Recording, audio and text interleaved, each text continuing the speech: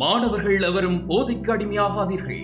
அடிமையானவர்கள் மீண்டதாக சரித்திரமில்லை. எனவே உங்களையும் சமூகத்தையும் பாதுகாத்துக் கொள்ளுங்கள். உங்கள் நலன் கருதி கல்வி டிவி. வணக்கம். டான் டிவியின் கல்வி தொலைக்காட்சியோடு இணைந்திருக்கின்றோம். இன்றைக்கு நாங்கள் பரதநாட்டியத்தில் பயன்படுத்தக்கூடிய முக ஒப்பனைகள் பற்றியும் அதில் அணியக்கூடிய ஆடை ஆபரணங்கள் பற்றியும் பார்க்க இருக்கிறோம். முக ஒப்பனைகள் நாட்டிய அலங்காரத்தில் முக ஒப்பனை முக்கியமாகும். ஆரம்பத்தில் முக ஒப்பனைக்கு இயற்கை பொருட்களை பயன்படுத்தினர். முகத்திற்கு மஞ்சளும் உதட்டில் வெற்றிலை சப்பியதால் உண்டான சிவப்பு சாயமும் நெற்றியில் குங்குமமும் கரியினால் உருவாக்கிய கண்மை முக்கிய ஒப்பனை சாதனமாக பயன்படுத்தப்பட்டது. அதாவது ஆரம்ப காலத்துல இயற்கை பொருட்களை கொண்டு பரதநாட்டியத்திற்குரிய ஒப்பனைகள் இடம்பெற்றிருக்கு. அதற்கு அதிகமா முகத்தின் நிறத்தை மாற்றத்துக்காக மஞ்சள், அரிசிமா போன்றவற்றை பயன்படுத்தியிருக்காங்க. அதுக்கு மேல வெற்றிலை சப்பியதால் உண்டான உதட்டு சாயம், பூக்களில் உள்ள சிவப்பு நிறத்தை எடுத்து அதனால் ஏற்படுத்திய சாயத்தின் மூலம் உதட்டு சாயம், மேலும் நெற்றியில் குங்குமம், கரியினால் உண்டாக்கப்பட்ட கண்மைகள் போன்றவற்றை பயன்படுத்தி தான் ஆரம்ப காலகட்டங்கள்ல பரதநாட்டியத்திற்குரிய ஒப்பனை நிகழ்த்த பெற்றிருக்கு. தற்காலத்துல ஒப்பனை பொருட்கள் பலவிதமா பயன்படுத்தப்படுது. அது ஆரம்ப காலத்துல நவீனத்துவமா மாற்றம் அடைஞ்சாலும் காலங்களும் நாகரிகங்களும் வளர வளர ஒவ்வொன்றும் ஒவ்வொரு உடல் தேவைக்கு ஏற்ற மாதிரியும் தோள்களிற்கு ஏற்ற மாதிரியும் அதனுடைய வகைப்பாடுகள் காணப்பட்டிருக்கு. அந்த வகையில முதல்ல பரதநாட்டியத்துல பயன்படுத்தும் போது டோனர், அதே போல ஃபேஸ் மாஸ்க் போன்ற விஷயங்களையும் பயன்படுத்தி முகத்தை துப்புரவு செஞ்சு அதுக்கு பிறகு பேன் ஸ்டிக், பேன்கேக் போன்றவற்றை பயன்படுத்துகிறாங்க இப்போதைய காலத்தில். அதுக்கு மேலே கண்களுக்கு பார்த்தோம்னு சொன்னால் காஜல், ஐலைனர், மஸ்காரா, மேலும் ஐப்ரோ பென்சில் போன்றவற்றை பயன்படுத்துகிறாங்க. இமைகளுக்கு ஐஷடோ என்ற ஒரு வகையான பதார்த்தம் பயன்படுத்தப்படுது. உதட்டின் தன்மைக்கேற்றவாறு அதற்குரிய வறண்ட உதடு அல்லது ஈரலிப்பான உதடு என்பவற்றிற்கு ஏற்றவாறு லிப்ஸ்டிக்ஸ்களும் யூஸ் பண்ணப்படுது.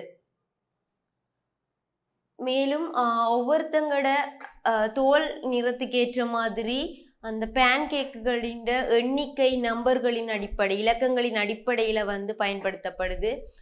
பேன்கேக், பேன்ஸ்டிக் இரண்டுமே அவ்வாறு தான் பயன்படுத்தப்படுது. அதாவது கருமையான நிறம், மேலும் வெண்மையான நிறம், நடுத்தரமான நிறம் என்று சொல்லி அதுக்கேற்ற மாதிரியான பேன்கேக்குகளின் எண் வகைகள் காணப்படுது. அடுத்ததா ஆடை அலங்காரம். நாட்டிய பெண்ணின் உடையானது அவரவர் வயதிற்கேற்ப நிறம், பருமன் என்பவற்றை கருத்தில் கொண்டு அமைக்க வேண்டும். ஆரம்ப கால உடை பல்லவர் சோழர் கால சிற்பங்களில் உள்ளது போல மார்பு கச்சையும் சாதாரண ஜாக்கெட்டும் இடுப்பின் கீழ் பிஜாமா வடிவில் சேலை அல்லது சுங்கிடி சேலை போன்றவற்றை அணிந்திருக்கிறாங்க. அதாவது ஆரம்ப காலத்துல எப்படி பரதநாட்டியத்திற்குரிய ஆடைகள் காணப்பட்டது என்றதை நாங்கள் சோழர் கால பல்லவர் கால சிற்பங்கள்ல மூலமா தெரியப்பட்டிருக்கு.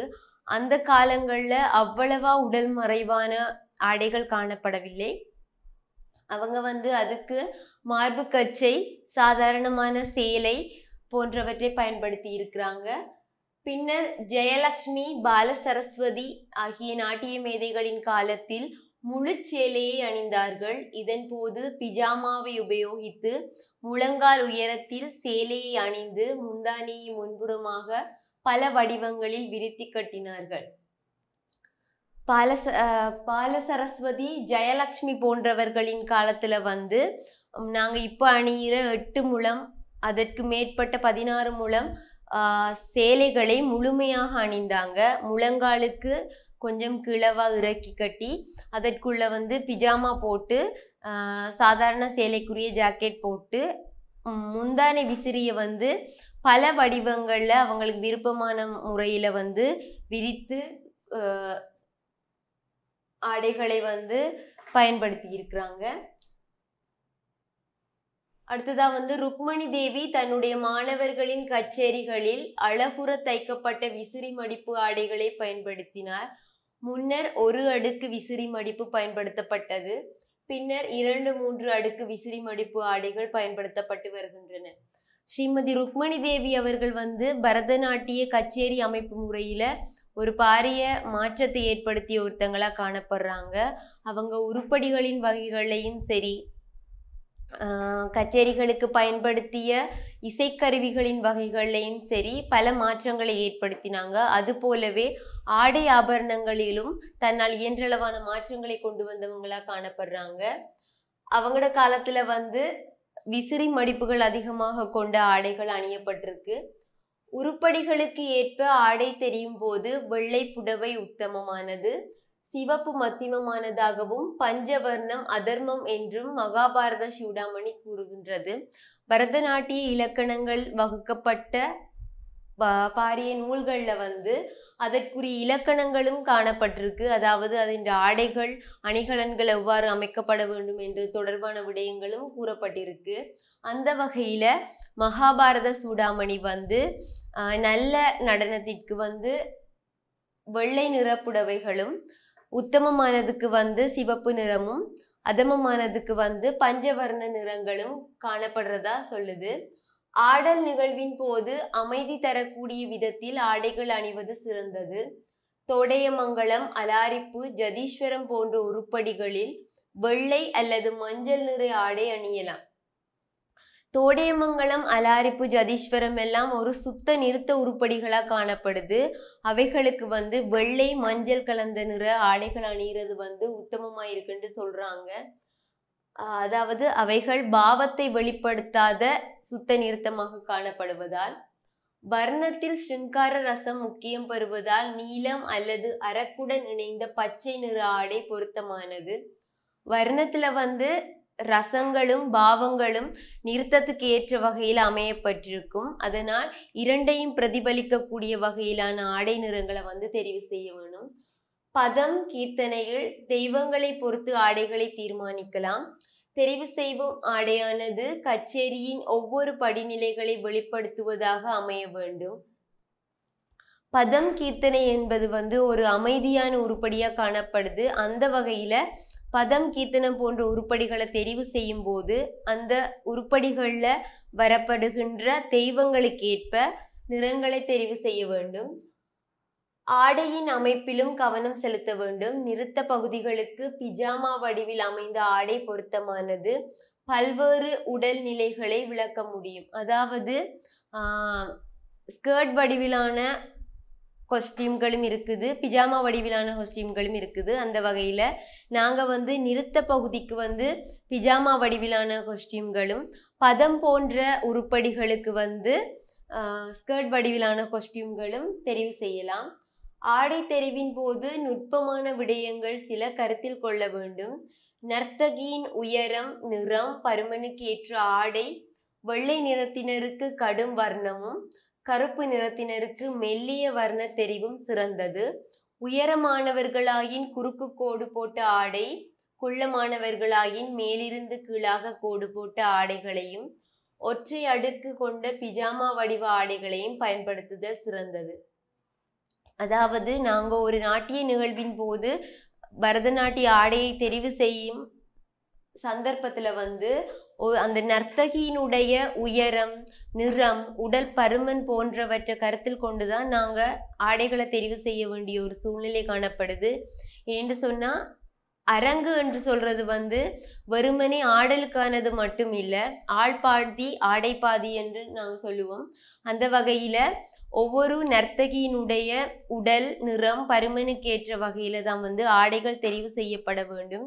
பருமனானவர்களுக்கும் குள்ளமானவர்களுக்கு நீள் வடிவிலான கோடுகள் போட்ட ஆடைகளையும், ஆக உயரமானவர்களுக்கு பக்கவாட்டிலான கோடுகள் போட்ட ஆடைகளையும் தெரிவு செய்வது அவர்களுடைய உயரத்தை ஆக குள்ளமாகவும் காட்டாமல் ஆக உயரமாகவும் காட்டாமல் சித்தரிக்கிறதுக்கு எங்களுக்கு உதவக்கூடியதா இருக்கும். அதே போல அதிகமான வெண்மையான நிறம் கொண்டவர்களுக்கு கடுமையான நிறங்களையும், அதே போல் கருப்பு கலந்த நிறம் கொண்ட நர்த்தகிகளுக்கு கொஞ்சம் மெல்லிய நிறங்களையும் பயன்படுத்துறது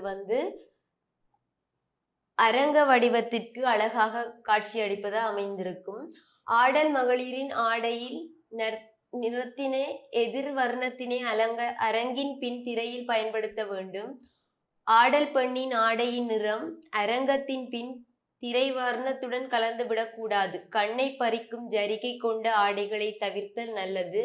ஆடை அலங்காரம் பொருத்தமாக இருந்தால் நடன நிகழ்வு சிறப்பாக இருக்கும். அதாவது ஆடையும் சரி ஆபரணங்களும் சரி அதிகமாக ஜொலிக்க கூடியது மாதிரி எங்களோட அரங்கங்கள்ல நாங்கள் பயன்படுத்தக்கூடாது.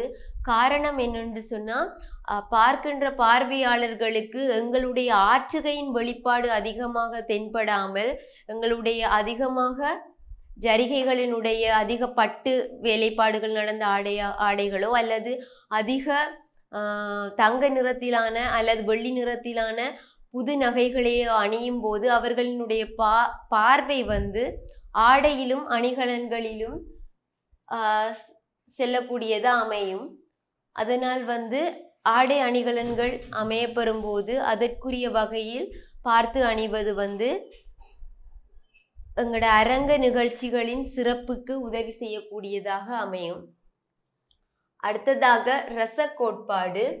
ரசம் என்பது சுவை, ரசனை என்பது சுவைத்தல் ஆகும்.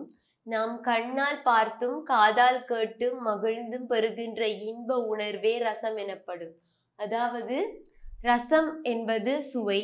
ஒருத்தர் எந்த அளவுக்கு மன நிறைவோடு சுவைக்கிறாங்களோ அதை நாங்கள் ரசனை என்று சொல்வோம். அதாவது கண்ணால் பார்த்தும் காதால் கேட்டும் இன்பம் தரக்கூடிய அனைத்துமே ரசனை என்று சொல்லப்படும். உணர்வில் அறுசுவைகள் இருப்பது போல நாட்டியம், நாடகம், கவின்கலைகள், நவரசங்கள் காணப்படுகின்றன. மக்களின் அன்றாட வாழ்க்கையிலும் நவரசங்கள் தோன்றி மறைகின்றன. சிலர் ரசங்கள் 8 வகைப்படும் என கூறுகின்றனர். அதாவது என்ன சொல்றாங்கன்னு சொன்னா, உணவில் எப்படி அறுசுவைகள் காணப்படுமோ அந்த வகையில் நாட்டிய நாடகங்களிலும் காப்பிய சுவைகளிலும் 8 வகையான சுவைகள் காணப்படுவதாக பெரியவர்கள் கூறுகிறார்கள். இங்கனம் கூறுபவர்களுள் பழந்தமிழ் பெருங்குடிகளுள் ஒன்றாகிய காப்பிய குடியிலே ஒல்கா பெரும்புகழ் தொல்காப்பியன் என போற்றப்படும் தொல்காப்பியனார் முதன்மையானவர். இவர் இயற்றிய தொல்காப்பியம் எனும் பழந்தமிழ் இலக்கண நூல் ரசனை 8 வகை என வரையறுக்கின்றது. அவற்றை பின்வரும் பாடல் வரிகள் விளக்குகின்றன. நகையே அழுகை இளிவரல் மருட்கை அச்சம் பெருமிதம் வெகுளி உவகை என்று அப்பா வெட்டாம் மெய்ப்பாடென்பர். இது தொல்காப்பியத்தில் காணப்படுகின்ற தொல்காப்பியரால் கூறப்பட்ட 8 வகையான மெய்ப்பாடுகளாக காணப்படுது. நகை, அழுகை, இளிவரல், மருட்கை, அச்சம், பெருமிதம், வெகுளி, உவகை என இவை 8ஆக காணப்படுகின்றன. பரதரும் நாட்டிய சாஸ்திரத்துல ரசங்கள் 8 என்றே கூறுகின்றார். இருந்தாலும் தற்காலத்தவர்கள் ரசங்களை 9ஆக வகுத்திருக்கின்றார்கள். அதாவது இவர்கள் கூறிய 8 வகையான ரசங்களோடு சேர்த்து சாந்த ரசத்தையும் கொண்டு வராங்க. அதற்கு காரணம் என்னென்று சொன்னா, ஒரு உணர்ச்சியற்ற நிலையில இருந்துதான் எந்த உணர்ச்சியாக இருந்தாலும் தோற்றம் பெறும். அந்த வகையில் சாந்த உணர்வு என்பது உணர்ச்சியற்ற நிலையாகவும் அந்த உணர்ச்சியற்ற நிலையிலிருந்து ஏற்படக்கூடிய மேலே 8 நிலைகளையும் கொண்டதாக இந்த ரசங்கள் காணப்படுகின்றன. சிங்கார ஹாஸ்ய கருணா ரௌத்ர வீர பயானக பீபத்ச சாந்தஷ்ய ரசாஸ் பூர்வைஸ் உத்தாஹர்த்தா. இதன் கருத்து சிங்காரம், ஹாஸ்யம், கருணை, ரௌத்ரம், வீரம், பயானகம், பீபத்சம், அற்புதம், சாந்தம் ஆகிய 9 ரசங்கள் என முன்னோர்களால் வரையறுக்கப்படுகின்றன என்பதாகும். இவ்வொவ்வொரு ரசத்திற்கும் முறையே ஸ்தாயி பாவம், விபாவம், அனுபாவம், வியபிச்சாரி பாவம், சாத்விகா பாவம் என்பன உண்டு. அது மட்டுமன்று ஒவ்வொரு ரசத்திற்கும் ஒவ்வொரு தேவதை, நிறம், குணம், ஸ்வரங்கள், எதிர் ரசம், ராகம் முதலியனவும் உண்டு. ஓர் அழகான நிறைவான நடனத்தையோ அன்றி நாட்டிய நாடகத்தையோ பார்க்கும்போது பார்வையாளருக்கு உண்டாகும் உணர்வே ரசமாகும். ரசிப்பதனால் ரசனை தோன்றி அதிலிருந்து ரசம் பிறக்கின்றது.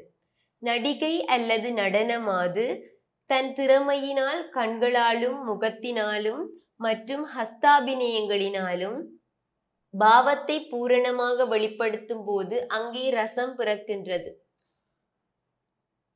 ஒவ்வொரு ரசங்களும் தனக்குரிய ஸ்தாயி பாவம், விபாவம், அனுபாவம், வியாபிச்சாரி பாவம் போன்ற பாவங்களை உட்பிரிவுகளாக கொண்டு காணப்படுகின்றன. அதுபோல ரசங்கள் அதற்குரிய தேவதைகள், நிறம், குணம், எதிர் ரசம் போன்றவற்றையும் அதற்குரிய ராகங்கள் போன்றவற்றையும் கொண்டு அமைய பெற்று காணப்படுகின்றது. அந்த வகையில ரசபாவம் என்பது, ரசம் என்பது சுவை. நாம் கண்ணால் பார்த்தும் காதால் கேட்டும் மகிழ்ந்து பெறுகின்ற அந்த இன்ப உணர்வையே ரசம் என்று கூறுகின்றோம். உணர்வின் வெளிப்பாடு பாவம் எண்ணத்தில் உருவாகி கண் கை அசைவுகளால் வெளிப்படுத்தப்படும் போது ரசம் அல்லது அழகியல் உணர்வு பிறக்கின்றது. அதாவது நாங்கள் கண்ணால பார்த்தும் காதால கேட்டும் மகிழக்கூடிய ஒன்றை ரசம் என்றும், அபிநயங்கள் மூலம் வெளிப்படுத்துவதை பாவம் என்றும் கூறும். அது இரண்டும் சேர்ந்ததே ரசபாவம் ஆகும். ஓர் அழகான நிறைவான நடனத்தையோ அல்லது நாட்டிய நாடகத்தையோ பார்க்கும்போது பார்வையாளர்களுக்கு உண்டாகும் உணர்வே ரசமாகும். இதனையே பரதர் கைவழி நயனம் செல்ல கண்வழி மனமும் செல்ல மனம் வழி பாவம் பிறக்க அதனின்று சுவை தோன்றும் என்று நாட்டிய சாஸ்திரத்தில் கூறியுள்ளார். அதாவது விபாவம், அனுபாவம், வியபிச்சாரி பாவம் இவைகளோடு ஸ்தாயி பாவம் என்ற நிலையான உணர்வுகளும் சேர்ந்து ரசம் பிறக்க காரணமாகின்றது.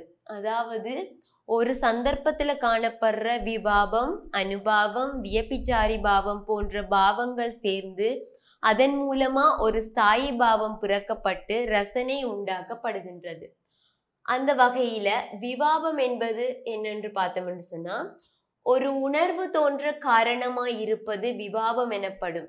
இது அங்க அசைவுகள், முகபாவங்கள், வார்த்தைகள் வழியே தெளிவாக உணர்த்தப்படுகின்றது. இது இருவகைப்படும். அதாவது ஒரு உணர்வு தோன்ற காரணமாக காணப்படுவது விபாவம்.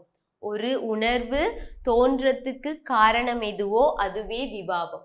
இது இரண்டு வகை. அது ஒன்று ஆலம்பன விபாவம், மற்றையது உத்தீபன விபாவம்.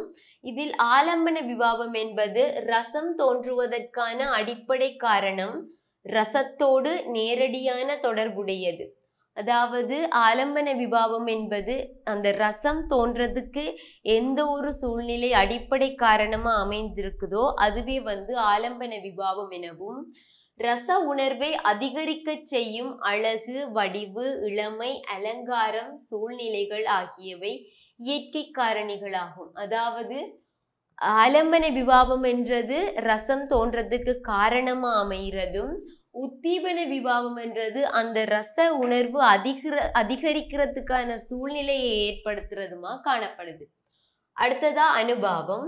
விபாவங்களின் விளைவுகள் அல்லது பலன்களே அனுபாவம் எனப்படும். அங்க அசைவுகளாலும் வார்த்தைகளாலும் செயல்களினாலும் உண்டாகும் உணர்வே அனுபாவமாகும். விபாவங்களினால் ஏற்படும் உள்ளத்து உணர்வுகளை உடலால் வெளிப்படுத்துவதே அனுபாவம் என்று கூறலாம். அதாவது ஒரு ரசம் தோன்ற காரணமாய் இருக்கிற விபாவம் அதனை அனுபவிப்பதன் மூலமாக ஏற்படுகின்ற விளைவு அனுபாவமா காணப்படுது. அதாவது விபாவங்களால் ஏற்படும் உள்ளத்து உணர்வுகளை உடலினால் வெளிப்படுத்துவது அனுபாவமா காணப்படுது. அடுத்ததா பாவம். உள்ள உணர்வுகளை அங்க அசைவுகளினாலோ வாக்கினாலோ அபிநயத்தினாலோ வெளிப்படுத்துவதே பாவமாகும். உள்ளத்துல தோன்ற உணர்ச்சிகளை அங்க அசைவுகளாலோ வாக்கினாலோ அல்லது அபிநயத்தினாலோ வெளிப்படுத்துவதை நாங்க பாவம் என்று அழைக்கின்றோம். பூ பாவ எனும் வேர்ச்சொல்லே பாவம் என்ற சொல் தோன்ற காரணம். பவ என்றால் உண்டாகுதல் என்று பொருள். பாவம் என்பது மனிதனிடம் இயற்கையாகவே உள்ள ஓர் உணர்வு. ரசம் தோன்ற ஆதாரம் பாவமாகும்.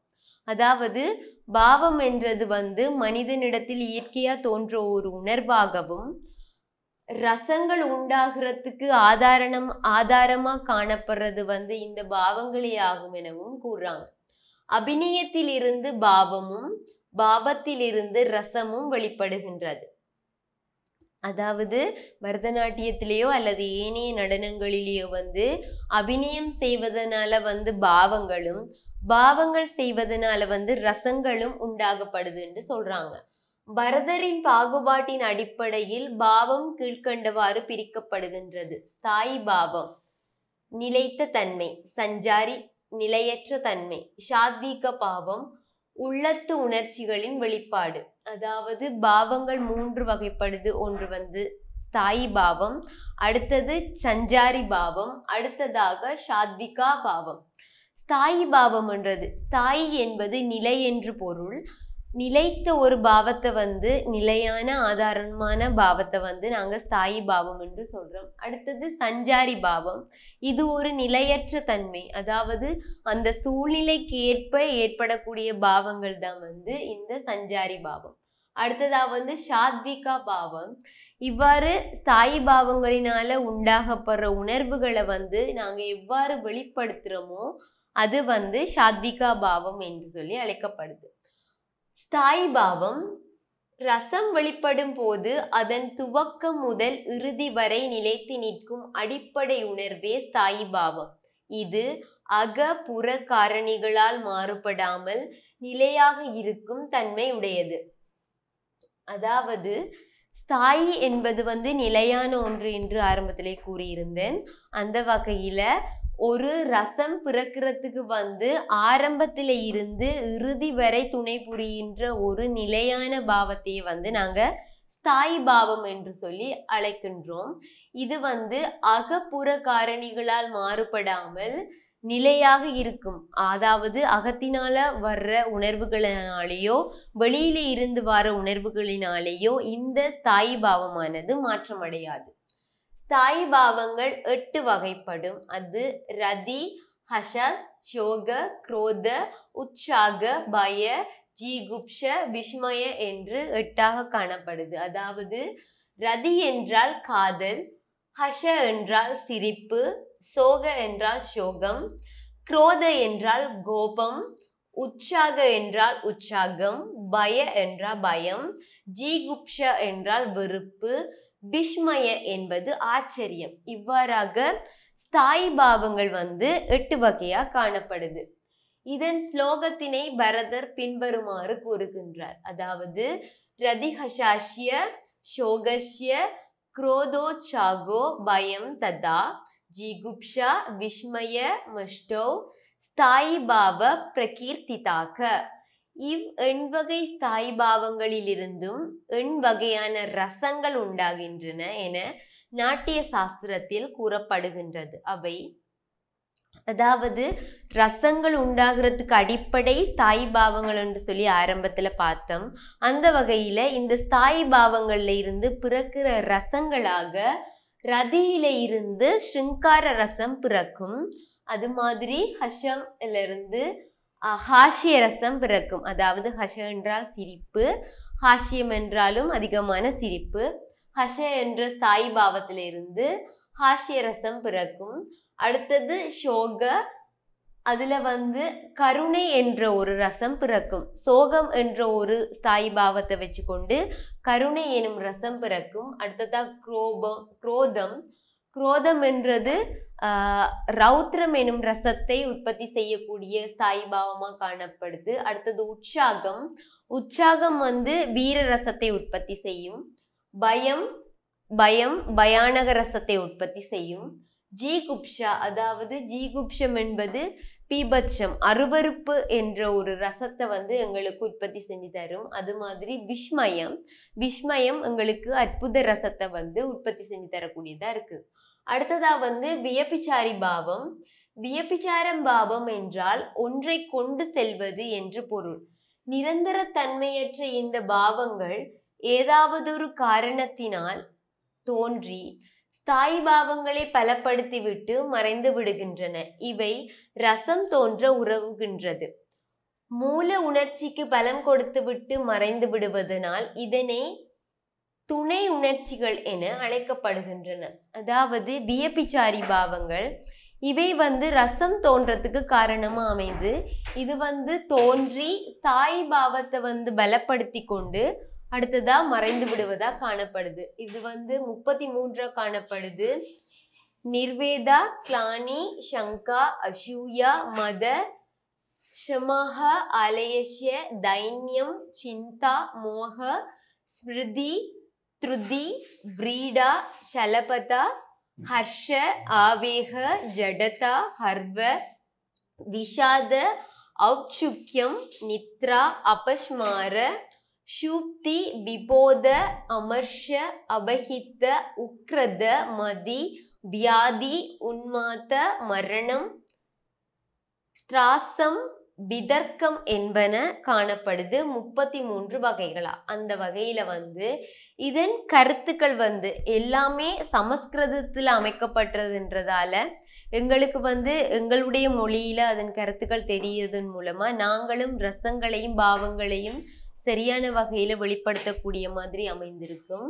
அந்த வகையில நிர்வேதா என்றது மனச்சோர்வு அல்லது ஊக்கம் குறைவு என்றும், கிளானி சக்தியின்மை, பலகீனம், சோர்வு, சங்கா சந்தேகம், அசூயா பொறாமை, மத அதாவது குடிமயக்கம், வெறியூட்டுதல், ஸ்ரமாக அலுப்பு, ஆயாச்சம் களைப்பு, ஆலேஷ்ய உடற்சோர்வு, சோம்பல், தாமச குணம், தைன்யம் மனச்சோர்வு, உற்சாகமின்மை, சிந்தா என்றால் கவலை, மோக திசை திரும்பிய கவனம் அல்லது கவனச்சிதறல், ஸ்மிருதி நினைவு, த்ருதி திருப்தி அல்லது மனநிறைவு, व्रीडा அவமானம், சபலதா நிலையற்ற மனம் அதாவது சபலம், ஹர்ஷா மகிழ்ச்சி, ஆவேக உணர்ச்சியின் கிளர்ச்சி அல்லது கொந்தளிப்பு, ஜடதா